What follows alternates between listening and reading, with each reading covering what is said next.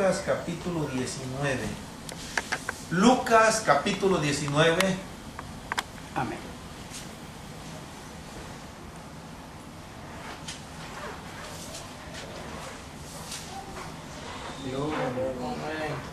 Vamos a ver el tema que le he titulado Jesús y Zaqueo. Versículo 1 en adelante de Lucas 19.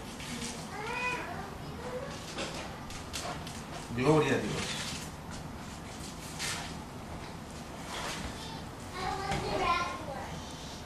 Habiendo entrado Jesús en Jericó, iba pasando por la ciudad. Y sucedió que un hombre llamado Zaqueo, que era jefe de los publicanos y rico, procuraba ver quién era Jesús, pero no podía a causa de la multitud, pues era pequeño de estatura. Y corriendo delante, subió a un árbol sicómoro para verle, porque había de pasar por ahí. Cuando Jesús llegó a aquel lugar, mirando hacia arriba, le vio y le dijo: Zaqueo, date prisa, desciende, porque hoy es necesario que pose yo en tu casa. Entonces él descendió a prisa y le recibió gozoso. Al ver esto, todos murmuraban diciendo que había entrado a posar con un hombre pecador.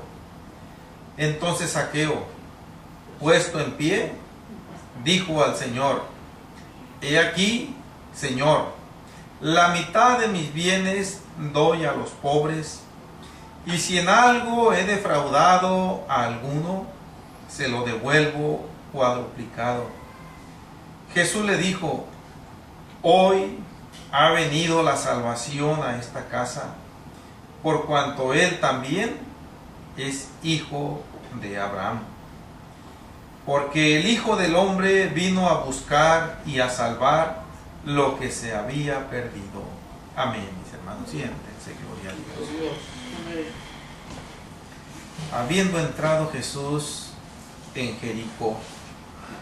Esta porción bíblica, hermanos, es muy común que se eche mano de ella para darles clases o alguna enseñanza a los niños de la escuela dominical en la mayoría de las iglesias que profesan un cristianismo, a gloria a Dios, y muchas veces hasta ilustran con dibujos a Zaqueo arriba del árbol y al Señor Jesús abajo volteando para arriba, o de alguna manera tratan de darle vida gráficamente a este contexto bíblico. Pero nosotros no vamos a tomar esa línea, gloria a Dios. Aquí podemos ver nosotros el encuentro de Zaqueo con Jesús, y por lo que podemos entresacar, aquí podemos ver nosotros evidencias claras de lo que es una conversión al Señor. Dentro de otras cosas, gloria a Dios, se pone en esa condición que nuestro hermano Salomón nos ha estado impartiendo los martes, como un mayordomo que quiere administrar los bienes que tiene de tal manera que sea del agrado de Dios.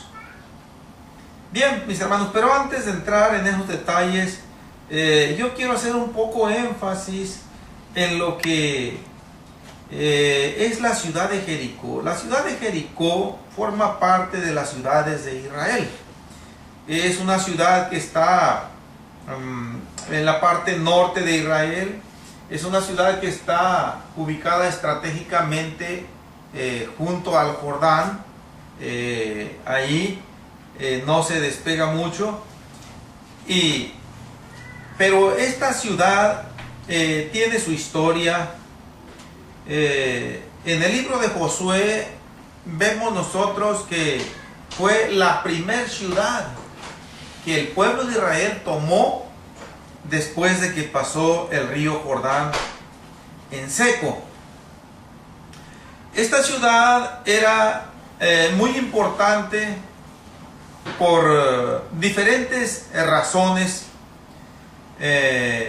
Una de ellas era su vasta población que tenía. Se nos dice allí en el libro de Josué que era una ciudad que tenía su propio rey. Era una ciudad pues cananea. La ciudad de Jericó era importante también por su ubicación estratégica en el río Jordán. El río Jordán no se podía cruzar por cualquier parte. Había lugares específicos por donde se podía cruzar y no era propiamente lo que era un puente.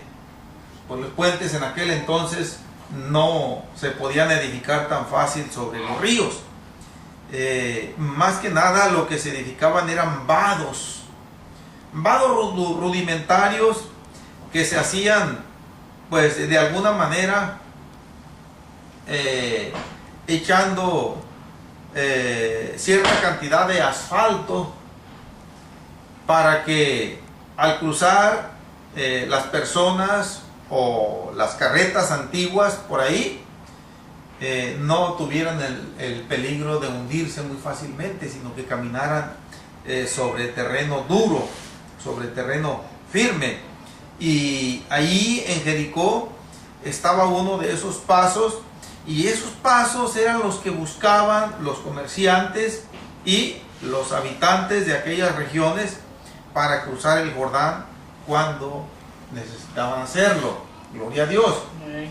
Esa fue una ciudad que Josué decidió enviar espías para reconocerla, para reconocer sus alrededores, pero de una manera muy especial, reconocer la ciudad. Yo pienso que el objetivo era qué tan militarmente estaba protegida, sus habitantes, qué tan numerosos eran, y envió 2 espías secretamente a esa ciudad.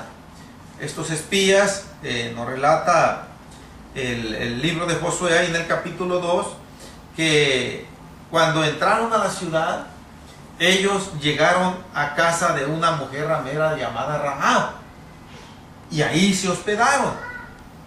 Esta mujer usó de astucia. Ya después por allá Santiago nos dice que todo lo que hizo lo hizo por fe en Dios. Usó de astucia porque entendió que Dios le iba a entregar esa tierra al pueblo de Israel, y que por mucho que los habitantes de Jericó lucharan, se defendieran o usaran de estrategias para impedirlo, iba a resultar inútil.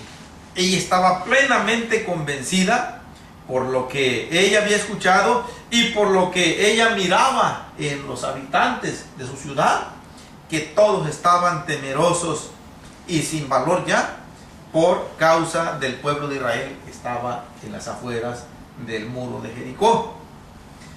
Y ella cuando al rey de Jericó le informan que entraron hombres espías para espiar la ciudad, no nos relata con mucha claridad el libro de Josué. Obviamente que le han de haber dicho, y entraron en casa de Rahab, la ramera.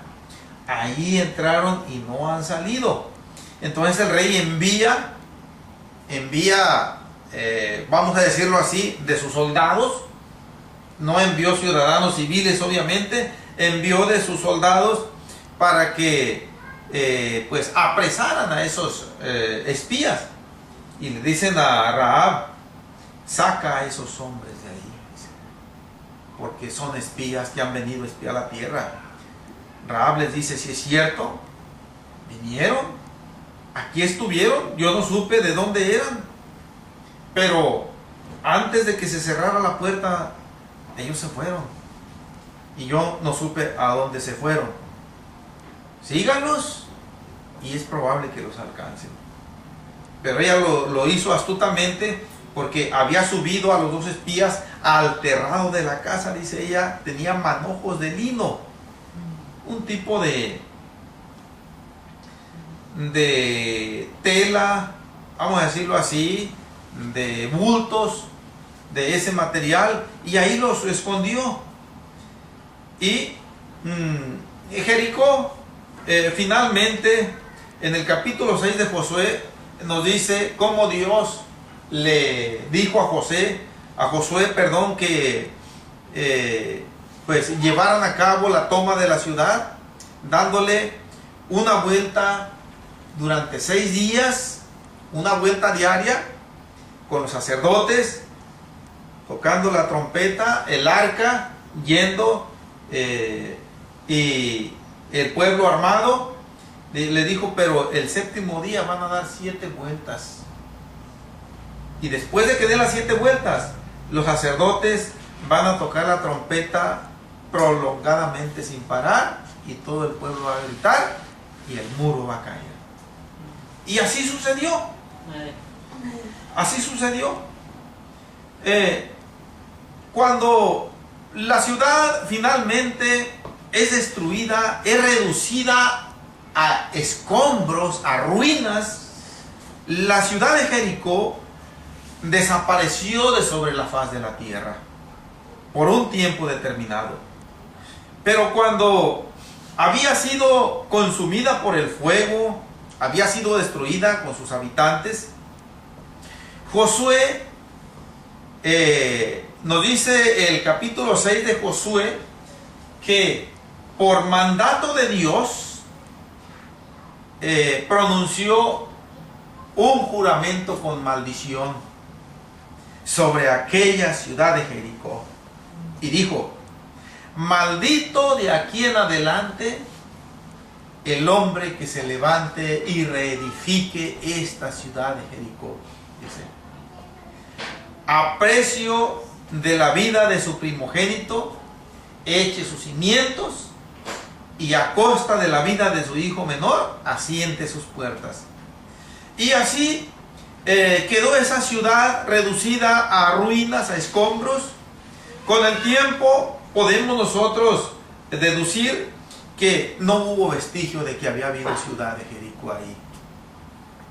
Con el tiempo los escombros que habían quedado desaparecieron. No sabemos cuántos años exactamente, pero en los días de Acab, Primera de Reyes, capítulo 16, hermanos, acompáñenme un momentito.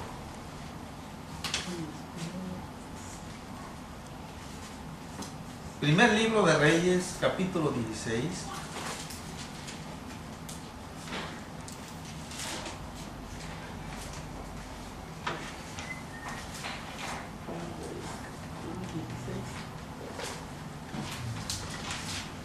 Versículo 30 en adelante.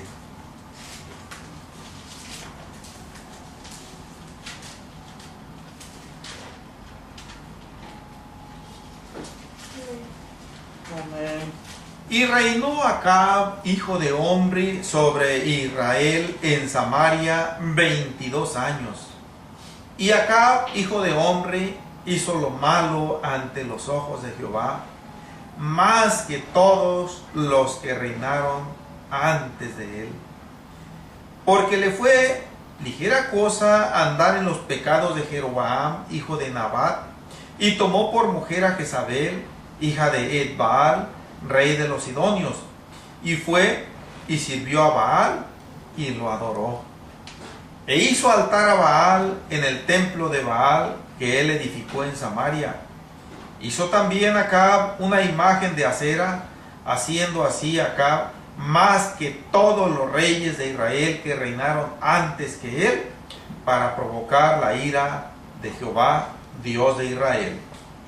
En su tiempo, o sea, en ese tiempo en que estaba reinando Acab, y él de Betel reedificó a Jericó, a precio de la vida de Abiram, su primogénito, echó el cimiento, y a precio de la vida de Segub, su hijo menor, puso sus puertas, conforme a la palabra que Jehová había hablado por Josué, hijo de Nun. Podemos ver nosotros aquí, mis hermanos, cómo la ciudad de Jericó vuelve otra vez a existir, pero a costa de la vida de dos hijos de aquel hombre que pues aparece de una forma tan misteriosa en las páginas de la Biblia como desaparece a sí mismo. Y él de Betel, dice, no se menciona antes y no se vuelve a mencionar otra vez. Lo mismo sus hijos también, su hijo mayor y su hijo menor. No nos dice aquí el escritor bíblico de qué manera perdió la vida el hijo mayor para que se echaran los cimientos de la ciudad. Tampoco nos dice de qué manera perdió la vida su hijo menor para cimentar las puertas de la ciudad.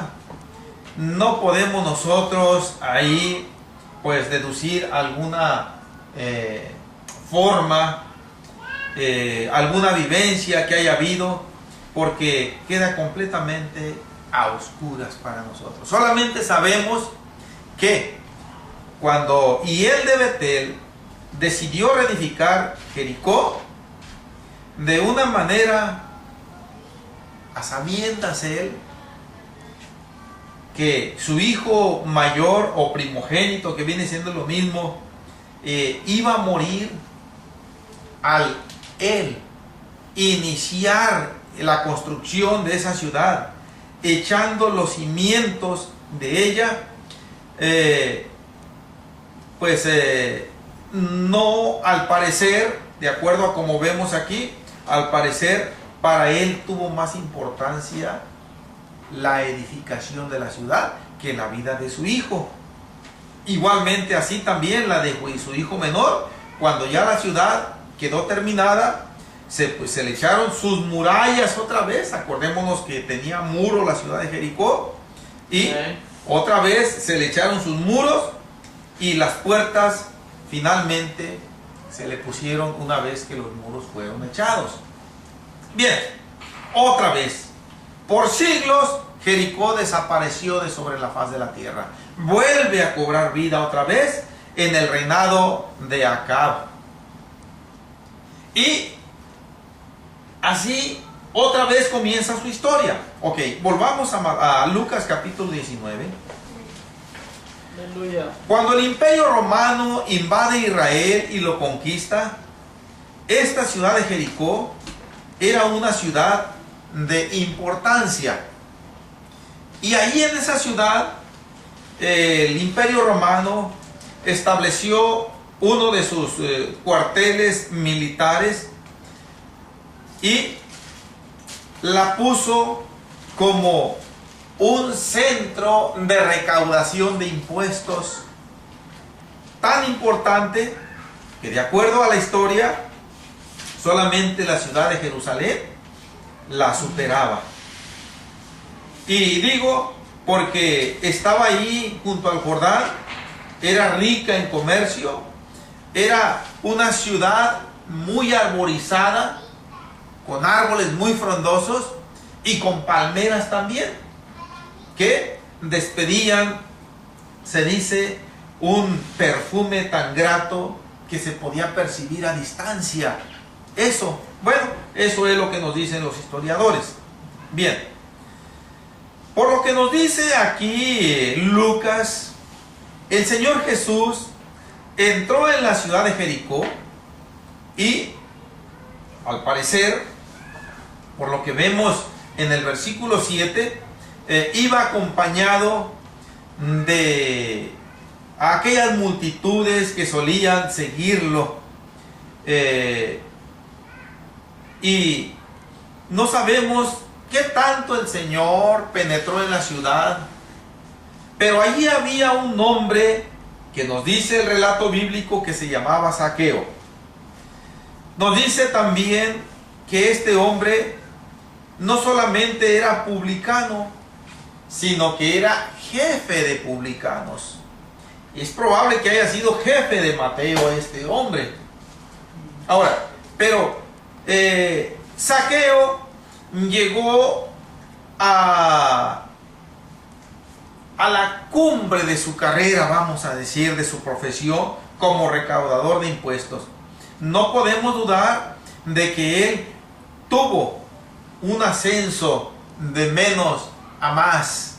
Él empezó cobrando impuestos sentado en un banco, como nos dice Mateo, que él lo hizo, y de ahí fue ascendiendo poco a poco hasta que se convirtió en jefe de los publicanos. Podemos nosotros deducir que sea probable que de los publicanos que trabajaban allí en Jericó. Entonces, si un publicano normal era un hombre que tenía una vida materialmente hablando desahogada, o sea, acumulaba riquezas. Ya hemos dicho cuál era el trabajo de los publicanos. Eran judíos, eran israelitas que se prestaban al servicio de Roma para cobrar impuestos a sus mismos compatriotas, y que regularmente lo que ellos cobraban excedía a lo que eran las tarifas impuestas, pero ellos lo hacían para sacar ganancia para ellos también, para hacerse ricos. Aquí nos dice de una manera muy clara que Zaqueo era rico. Cuando la Biblia habla de esta característica de una persona, no debemos pensar, hermanos, nada más que tenía la capacidad económica un poquito más elevada que los demás. No. Cuando la palabra de Dios menciona que una persona es rica, esto quiere decir que tiene una fuerte acumulación de dinero y de bienes materiales, y que esa acumulación de riquezas le alcanza para vivir deshogadamente el resto de su vida, ya sin trabajar. Pero regularmente siempre se interpone la avaricia, y si nosotros llegamos a juntar $1,000, queremos tirarle a los 2,000. Así trabaja la avaricia. Y si juntamos los 2,000, queremos seguirle a los 3,000, porque pensamos que ya llegándole a esa cantidad ya vamos a estar más tranquilos, más seguros. Pero no tiene llena, la avaricia no tiene llena. Bien, no sabemos qué tanto haya afectado a Zaqueo la avaricia. Lo cierto es que llegó a ser un hombre rico y que vivió allí en la ciudad de Jericó. Hermanos, aquí nosotros, por la lectura que le hemos dado a estos 10 versículos, podemos deducir a algunas circunstancias que resaltan con demasiada claridad. Una de ellas nos dice que Zaqueo era rico. No tenemos la menor duda que era rico. Ok. Pero aun cuando no lo expresa de una manera así, literal, la palabra de Dios, con toda su riqueza que tenía Zaqueo, él no era feliz. Él sentía que no tenía esa satisfacción que él deseaba tener. ¿Por qué? Bueno, es probable que una de las causas principales haya sido el odio que él sabía que la población le tenía. Saberse rechazado, saberse odiado, saberse repudiado aún por las autoridades religiosas y señalado como parte de esa escala social que estaban completamente impedidos para alcanzar la salvación. Y Zaqueo, pienso que llegó a escuchar hablar del Señor Jesucristo. Y lo más probable es que lo que le llamó la atención de eso que escuchó hablar del Señor Jesucristo es que él sí recibía a los publicanos. Él sí se acercaba a los publicanos, sí convivía con los publicanos. Él no era como la demás gente religiosa. No sabemos de cierto si ya a esta altura de Zaqueo ya habría sucedido la conversión de Mateo. No tenemos los elementos cronológicos suficientes para deducir si ya había sucedido la conversión de Mateo o no, o el llamado de Mateo por parte del Señor o no. Pero haya sido así o no haya sido, Zaqueo indudablemente escuchó cosas que en él despertaron una esperanza. Aleluya. Despertaron una especie de motivación de que sí había esperanza de salvación para él. No nos olvidemos de que Zaqueo, como todo judío, conocía las Escrituras. Conocía la ley de Moisés y pues sabía, tenía conocimiento de que un día iba a venir el Mesías. Y que cuando viniera el Mesías, que entonces los pecadores iban a alcanzar perdón. Dios los iba a visitar de una manera preciosa y que iba a ser un tiempo, un fulgor de fiesta, un ambiente nupcial se iba a respirar en el pueblo de Israel. Y Zaqueo, pienso que esperaba aquel suceso, aquel acontecimiento. Y cuando escucha hablar del Señor Jesucristo y que venía haciendo milagros, también escucha que Jesús recibe a los publicanos y recibe a los pecadores. Ante este dato que ella tenía,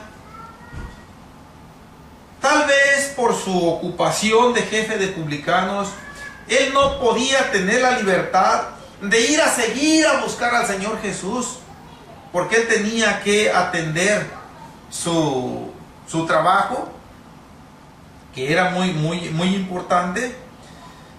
Pero cuando escuchó que el Señor Jesús estaba en Jericó y que venía ya dentro de la ciudad, dice que él tomó la firme decisión de ver a Jesús.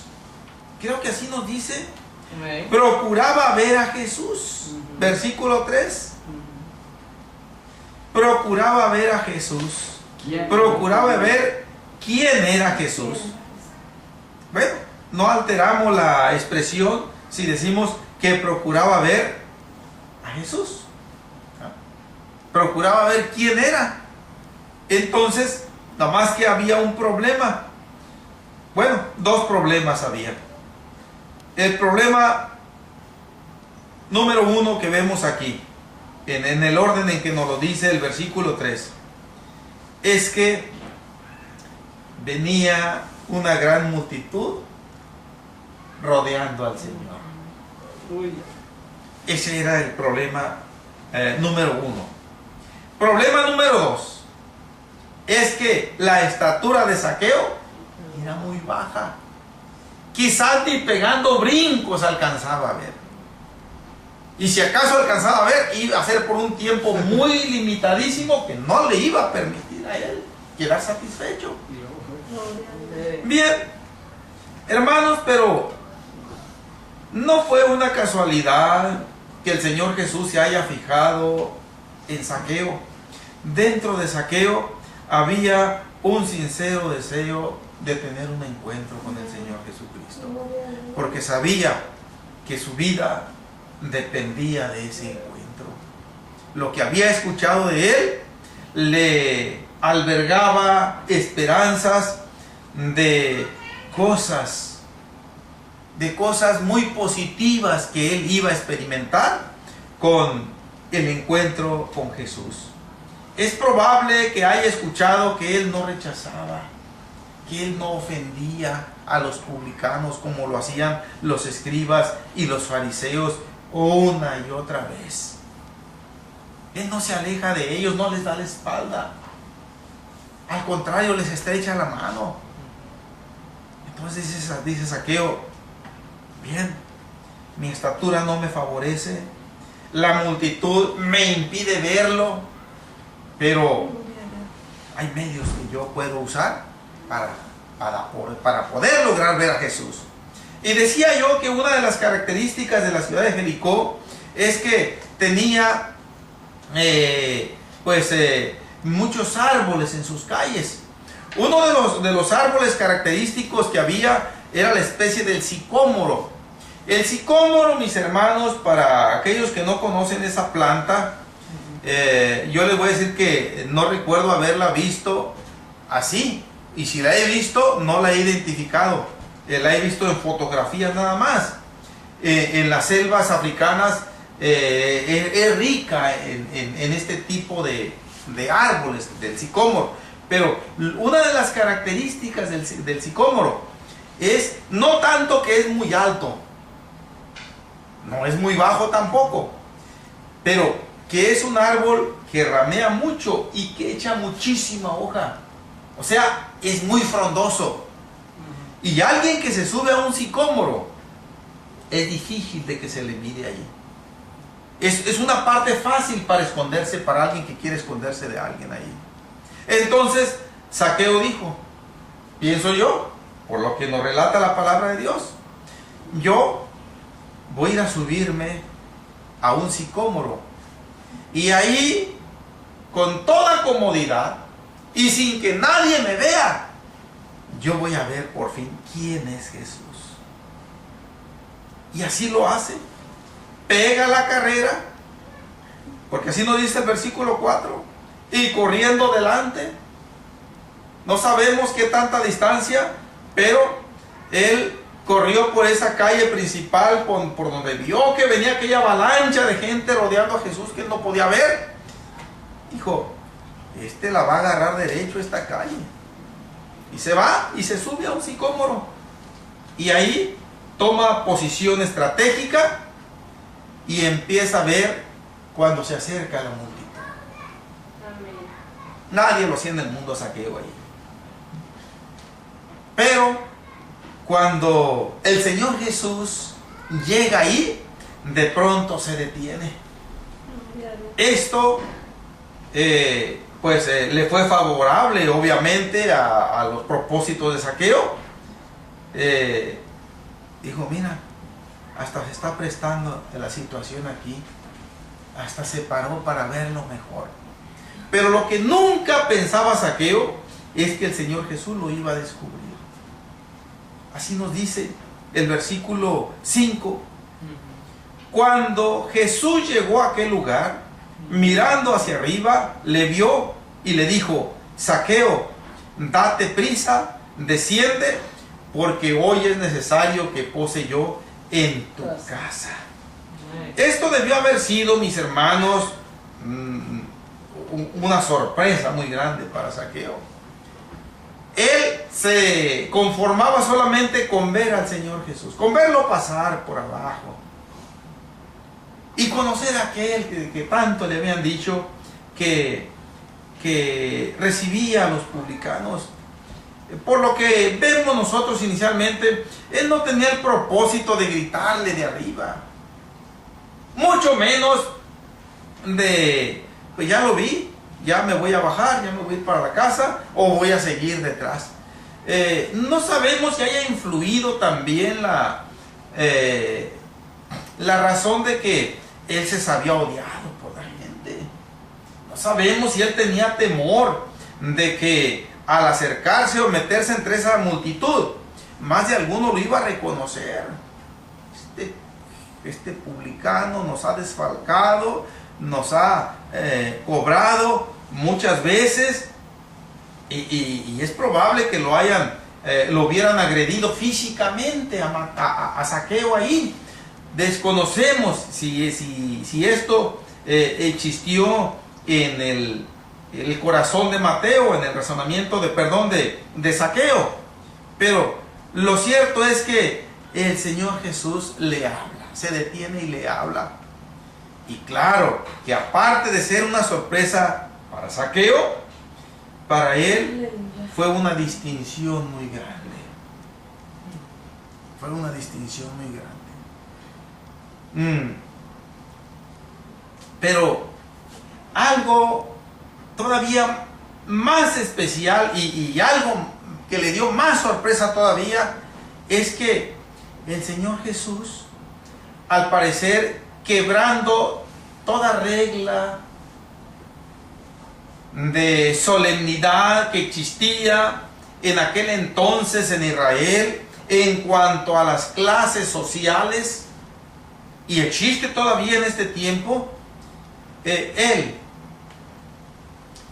cuando se dirige a Zaqueo, él se invita solo para posar en la casa de Zaqueo. Y dice, hoy es necesario que pose yo en tu casa. Esto no se lo esperaba Zaqueo, obviamente. Tener al Señor Jesús en mi casa.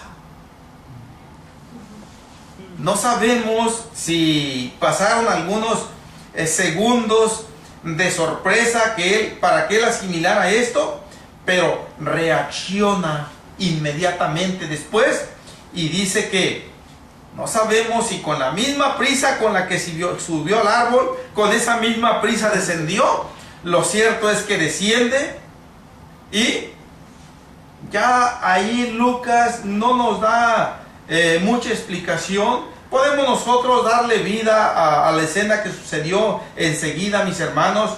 El Zaqueo desciende, se pone frente al Señor Jesús, lo saluda con reverencia y dice, vamos, Señor. Es muy probable que Zaqueo haya tenido un equipo de sirvientes en su casa: cocinero, recamarero, portero, jardinero, no sabemos, pero él debió haber tenido personal de servidumbre en su casa. Y cuando llegó, es muy probable que haya puesto en acción a todo el mundo. Al cocinero y ayudantes, prepárenme este potaje que es de lo mejor, porque ha venido Jesús aquí a la casa. Y pienso que no hallaba cómo atender al Señor Jesús ahí. Pero lo que nos llama la atención, hermanos, aquí, como siempre, miren, en la parte final del capítulo 18, nos dice de la sanidad que el Señor hizo de un ciego. Y el versículo 43, que es con el que termina el versículo 18, nos dice, y luego vio y le seguía, glorificando a Dios. Y todo el pueblo, cuando vio aquello, dio alabanza a Dios. Pero era una alabanza, podemos decirlo, solamente de labios. ¿Por qué de labios? ¿Por qué el predicador se está atreviendo a decir esta afirmación? Cuando dice, y todo el pueblo, está diciendo toda aquella multitud que estaba ahí. No está refiriendo a todos los pobladores de Jericó. No, a toda aquella multitud.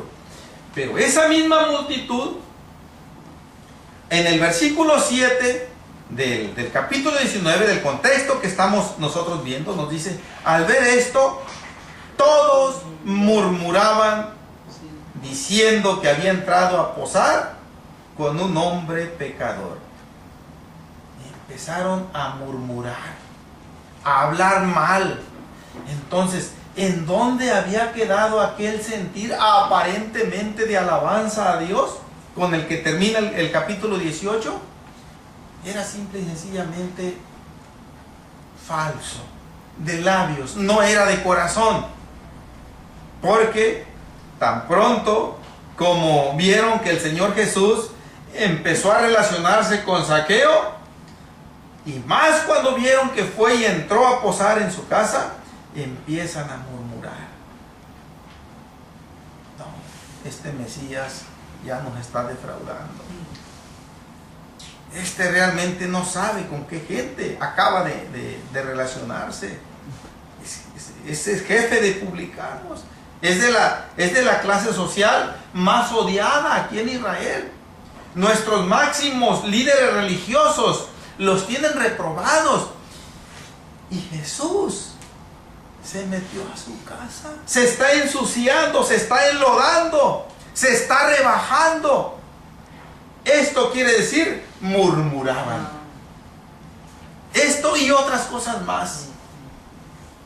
Tal vez algunos dijeron, no, de aquí en adelante yo hasta aquí lo seguí. Hasta aquí fui su seguidor. Mis hermanos, pero bueno, es otra de las circunstancias que podemos ver nosotros aquí. Todo esto nos lleva a un objetivo bien definido que vamos a verlo al final. Otro de los detalles que vemos nosotros aquí con toda claridad es la sincera actitud de Zaqueo de servirle al Señor. Y cuando esto está realmente en el corazón del ser humano, mis hermanos, los bienes materiales quedan en un segundo o en tercer término de importancia. El primer lugar lo ocupa el Señor Jesús y punto.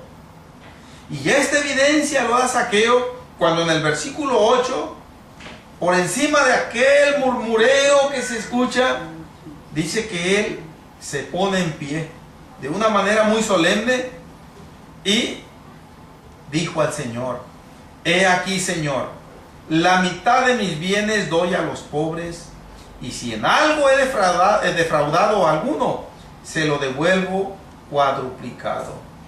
No sabemos, mis hermanos, ya pues convirtiendo esa mitad de riquezas que Zaqueo está regalándole a los pobres de Israel, ya convertido en miles de dólares. No sabemos cuántos miles de dólares hayan sido, pero sí debieron sido algunos miles de dólares. Aquel ciego que había sido sanado, indudablemente que iba a ser uno de los beneficiarios, recibir una cantidad de dinero. Y esto, no, pues Zaqueo se convirtió a Dios y ya su riqueza ya no le interesó tanto. A los pordioseros que pedían limosna por las calles, órale, ahí les va su dinerito. A salud de Zaqueo.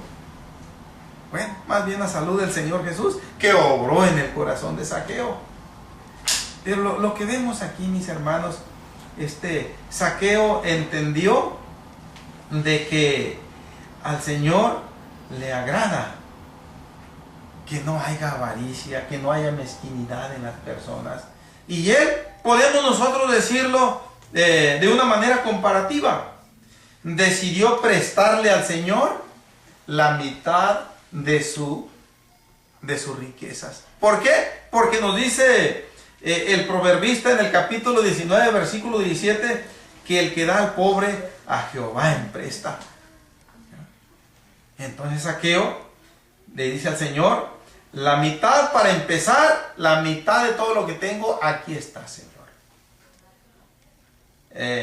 Podemos nosotros designar una comisión, podemos designar a personas honradas, dignas de seriedad, que se encarguen de ir a repartirle esto a los pobres. Que saquen cuentas ellos y que le vayan dando a cada uno una cantidad para que salgan de ese apuro. Cuando menos por unos días, que coman bien, que duerman bien, que se sientan, que no van a pasar hambre. Y otra cosa, y si en algo he defraudado a alguno, esta expresión quiere decir, si a alguno le he cobrado más de lo debido, yo se lo devuelvo cuadruplicado. Si le cobré $100 de más, le doy 400 aquí. Que me traiga el recibo para ver y sacamos cuenta. Y aquí está, Señor. Y claro que el Señor vio esta actitud como algo que denotaba una nueva vida, una nueva persona. Hermanos, y esto es algo que debe suceder. El hermano Salomón ha estado mencionando algo de esto, haciendo un tanto énfasis en lo que es el compartir con los demás lo que Dios nos ha dado. Pues es exactamente lo que hizo aquí Zaqueo. Miren, a Zaqueo el Señor ni siquiera le dijo, oye, como al rico de acá del capítulo 18, versículo 22. Ahí tal vez, no sé si ocupe darle la vuelta a la hoja de la Biblia o ahí mismo lo capta, pero si ocupa darle la vuelta, 18:22 de Lucas.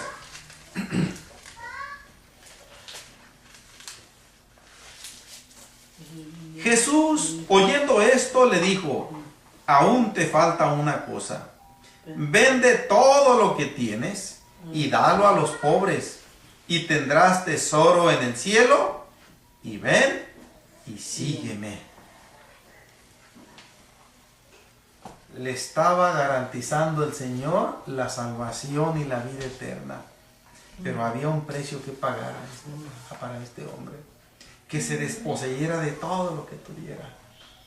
Este hombre no alcanzó a comprender lo que sí comprendió Zaqueo. Dijo, no, me voy a quedar en la ruina. Él no alcanzó a ver que iba a salir de la ruina y que se iba a convertir en uno de los multimillonetas más sobresalientes de Israel. Al tener a Jesús, él no entendió que lo iba a tener todo, que no le iba a hacer falta nada. Zaqueo sí lo comprendió. Dijo, la mitad. Y todo lo demás que yo llegue a darla, en nada me va a afectar. Con mi Cristo, yo lo voy a tener todo. Claro que él no iba con ese interés por delante, pero él llegó a comprender que con el Señor Jesús no hay ningún problema. Cualquier necesidad queda solucionada. Gloria a Dios. Aquel hombre, el joven rico, que nos dice así el titulito de este contexto que acabamos de leer ahí en Lucas 18, este hombre se la puso fácil el Señor, podemos decirlo. Nada más vende todo lo que tienes y da a los pobres y tu tesoro en el cielo está garantizado. Vente conmigo. Pero él dijo, no. Dice que se puso muy triste porque era rico. Nosotros podemos imaginarnos a este hombre después de que el Señor Jesús le dijo esto, vende todo lo que tienes y dalo a los pobres. Agachó su cabeza, dio media vuelta y se alejó del Señor Jesús pensando en todas las riquezas que tenía. No las voy a perder. Tantos años que he trabajado para lograr juntar todo esto, y así nada más en un abrir y cerrar de ojos dárselo a los pobres. No, definitivamente no. Bueno, Zaqueo fue al revés. No ocupó que el Señor Jesús le dijera ni siquiera dale algo a los pobres, Zaqueo. Tienes mucho dinero. No, él solo se ofreció, y esto, claro, el Señor lo vio con buenos ojos Y es que le dice allí en el versículo 9, Jesús le dijo: hoy ha venido la salvación a esta casa, por cuanto él también es hijo de Abraham. Ahora, esta declaración, es hijo de Abraham, aparte de estar haciendo énfasis en que era un descendiente consanguíneo, porque era un israelita. Físicamente era descendiente de Abraham, pero yo pienso que el Señor Jesús más quiso referirse a esa descendencia espiritual, a esa descendencia por la promesa, no por el solo hecho de ser israelita. Dice, este acaba de adoptar la misma postura de Abraham, entonces es un hijo de Abraham. Este acaba de evidenciar que realmente confía en Dios. Ya no confía en sus riquezas. Ahora su confianza es el Señor. Y por lo tanto está imitando la fe de Abraham. Y por lo tanto ha venido la salvación a su vida también. Y termina diciendo el Señor ahí: porque el Hijo del Hombre vino a buscar y a salvar lo que se había perdido. Hermanos, una persona, nosotros sabemos, antes no lo sabíamos, pero así lo sabemos, una persona está completamente perdida cuando no se ha puesto a cuentas con Dios, cuando no se ha arrepentido, cuando no ha dispuesto su mente y su corazón para escuchar las buenas nuevas de salvación y permitir que la palabra de Dios trate con él. Mientras la persona resiste el llamado de Dios y no se somete a ese llamado, es algo que está completamente perdido. Pues a eso que está completamente perdido, a eso dice el Señor Jesús, a eso vine yo, a encontrarlos. Algo que está perdido es algo que se encuentra fuera de su lugar. Y cuando la persona anda perdida, es un hecho de que no está en el lugar que Dios quiere que esté. Y cuando la persona tiene el encuentro con Jesús y se somete a sus requerimientos, entonces ya no es una persona que está perdida. Es una persona que está bien localizada y que está en el lugar que Dios quiere que esté. Ya para terminar la predicación, hermanos, espero no haber sido muy extenso, en Isaías capítulo 1, de alguna manera ahí el Señor a través del profeta dice de qué manera, lo dijo en el tiempo antiguo, de qué manera la persona podía ponerse a cuentas con él. Isaías 1,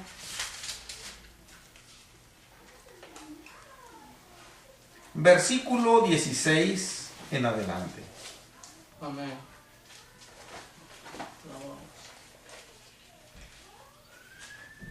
Lavaos y limpiaos, quitad la iniquidad de vuestras obras de delante de mis ojos. Dejad de hacer lo malo, aprended a hacer el bien, buscad el juicio, restituid al agraviado, haced justicia al huérfano, amparad a la viuda.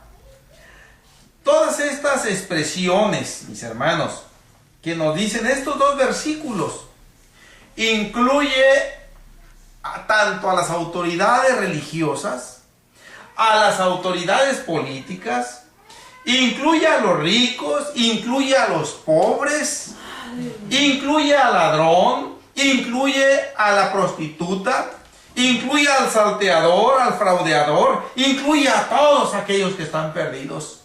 Y el Señor les da la pauta de cómo es que pueden ellos hallar gracia delante de Dios. Amén. Y cuando el Señor les dice finalmente amparada a la viuda, enseguida les dice ahí en el versículo 18: venid luego, dice Jehová, y estemos a cuentas. Si vuestros pecados fueren como la grana, como la nieve serán emblanquecidos. Y si fueren rojos como el carmesí, vendrán a ser como blanca lana. La palabra grana y la palabra carmesí es algo que se refiere al color rojo. Rojo, pero rojo. No como esa sangre descolorida que le sale a los que tienen paludismo. No. De esa sangre negruzca, bien roja. A eso se refiere la grana y el carmesí. Bien. Pero el Señor cuando dice venid luego. Pero si no quieren dejar esas cosas, no pueden venir luego. Pero si alguno se dispone a dejar todo eso, si el ladrón dice, yo ya no voy a robar, yo ya voy a trabajar, para que con lo que gane, mantenerme yo mismo y también ayudar a aquel necesitado. Dice, véngase para acá, dice el Señor. Vamos a estar a cuentas. Versos 19 y 20. Si quisiereis y oyereis, comeréis el bien de la tierra. Si no quisiereis y fuereis rebeldes, seréis consumidos a espada, porque la boca de Jehová lo ha dicho. Notemos cómo el Señor siempre deja la carga de la responsabilidad de decidir a nosotros, a todo ser humano, con entendimiento. Ahí está la pauta. Vuélvete a mí si quieres. No es algo que yo te voy a obligar a hacerlo. Esto tú lo vas a decidir. Nadie te va a coaccionar para que tú te pongas a cuentas conmigo. Tú solito tienes que... Un énfasis más para aquellos que, pues en ocasiones, hermanos, se especializan para puchar a una visita. Ya bautízate. Ya tienes tanto tiempo escuchando la palabra de Dios. Tú ya casi eres un hermano, nomás te hace falta bautizarte. ¿Qué esperas? No. Tranquilos. Nadie debe empujar a nadie. Si el Señor no lo hace, ¿quiénes somos nosotros? El Señor está diciendo, si quisieres y oyeres. El Señor tiene la autoridad y la capacidad para decir, y cuidadito con aquel. De hecho, sí lo dice de alguna manera. Todos tienen que venir aquí. No, dice el Señor. Si quisieres y oyeres, comeréis el bien de la tierra. Una forma de decir, van a recibir mi bendición, mi perdón, mi restauración, finalmente la vida eterna. Verso 20. Pero si no quisiereis y fuereis rebeldes, seréis consumidos a espada. Una manera de decir, les espera la ruina, les espera la maldición, les espera finalmente la condenación en un horrendo lago de fuego que arde con azufre. Y alguien puede decir, ¿y qué seguridad tienes tú de que así va a ser? Termina diciendo el profeta, porque la boca de Jehová lo ha dicho. Simple y sencilla razón, por eso y punto. Eso es más que suficiente para tener la plena garantía de que esto va a suceder así. No cabe la menor duda de que aquel que se vuelva a Dios va a recibir bendición, va a recibir vida eterna. Pero aquel que no quiera y sea rebelde, finalmente le espera lo más horrendo que le puede suceder a cualquier ser humano. Y esa seguridad es simple y sencillamente porque el Señor lo dijo. Si el hermano Cayetano fuera el que lo hubiera dicho, no hay ningún problema. Todo el mundo puede estar tranquilo y en paz. No hay confiabilidad en el elemento humano. Pero Él lo dijo, aquel que no sabe mentir y aquel que sí cumple lo que dice el Señor Jesús. Gloria a Dios, mis hermanos. Bien, les dije que el objetivo era muy específico en el relato de Zaqueo, mis hermanos, que cuando se tiene ese encuentro sincero con el Señor Jesús, se le da el primer lugar. Y las personas los bienes materiales y todo lo demás queda en segundo término. Lo que el Señor Jesús diga y lo que el Señor Jesús es y todo lo que Él representa, eso queda en primer lugar en el corazón de la persona.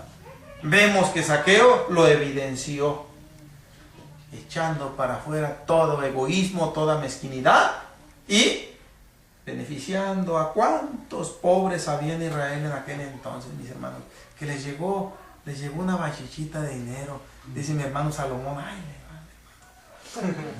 ni se imaginaban los pobres aquellos que estaban en la esquina pidiendo limosna y que le llega por ahí uno con una paca de billetes.